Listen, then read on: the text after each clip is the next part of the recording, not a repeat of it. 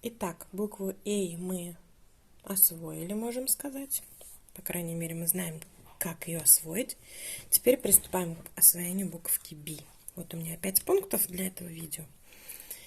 Итак, действительно, сначала мы будем обращать внимание на стрелки, потом добавим строчки.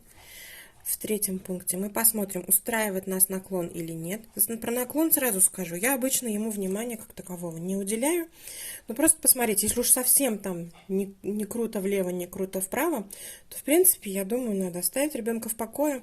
Так быстро наклон он на английском языке не поменяет. Наклон у него как в русском языке идет, скорее всего, так же будет и на английском идти. Четвертый, самый важный пункт, это подчеркивание. Вот это наша с вами работа. Ну и покажу прописи в конце видео, на которых я демонстрирую эти занятия сейчас. По поводу прописей сразу могу добавить еще, что не можете купить эти, хорошо, можно вообще взять тетрадку и в тетрадке работать, в клеточку возьмите тетрадку.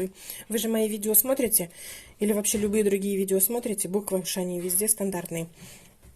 Я здесь просто показываю важные направления. Поехали. Буковка «Би» состоит также из вертикальной палочки.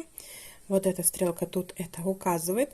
И также к ней добавляется сбоку кружочек. В данном случае, в отличие от буквы «А», слева направо стрелка об этом как раз и говорит.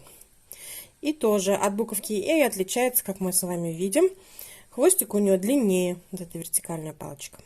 Если тетрадь в клетку, удобно делать ее в 2 клетки. Поехали. Первым пунктом мы показываем ребенку на вот этом сереньком образце и даже предоставляем ему его. Может быть, самим даже вообще писать не стоит. В общем, это главное такой пробник у нас. Теперь уже пытаемся сделать без пробника сами на чистом листике. Сверху вниз палочка, слева направо кружочек. Все, первая задача выполнена. Это стрелки. В данном случае можно сразу... Вот он нарисовал. Это вы показали, а сейчас, допустим, он нарисовал. Он, опять же, я повторюсь, может нарисовать маленькую слишком, либо может нарисовать слишком длинную. Но стрелки он выполнил. Поэтому четвертый пункт наш, подчеркивание, мы имеем право здесь сделать. Мы подчеркиваем его букву, если он соблюдал стрелки. Добавляем второй пункт. Помимо стрелок, нам придется с тобой, дорогой мой сынок или доченька, еще соблюдать строчки тоже. Посмотри, надо, чтобы вот ровненько здесь на строчках останавливалась ручка. Сверху вниз, слева направо. И задеваем обязательно строчки. Вот эти контрольные точки. Вот вы ему показали. Если у него слишком маленькая буква, естественно, вы говорите, давай дотягивай до строчки. Это важно. Он дотягивает. Если они, опять же, перескакивают лишнего за линию, вы говорите, пожалуйста, обойдись без перескакивания. Тоже ему контрольные точки показываете. Я думаю, он справится. Сверху вниз плюс строчки. Все, он справился. Второй уровень тоже достигнут. Значит, вы его подчеркиваете.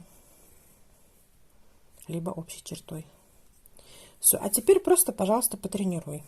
Я подчеркну те буквы, которые мне понравятся. Нам с тобой важно, чтобы ты несколько букв прописал. Так рука запомнит то, что она уже узнала. И вот он условно, скажем, прописал несколько. Да, может, среди них встречается по старинке то, что вот на руку-то быстро это невозможно обуздать, да, иногда. Просто вы их не подчеркиваете, ничего о них не говорите, вообще игнорируйте их полностью от своего внимания. Ваше внимание устремлено на те буквы, к тем буквам, которые получились. Вот их вы и подчеркиваете. В этом и заключается вся методика, что все внимание на положительный результат. Все. И вы увидите, как быстро ребенок освоил письмо. Особенно это важно на английском, где времени для письма уделяется крайне мало.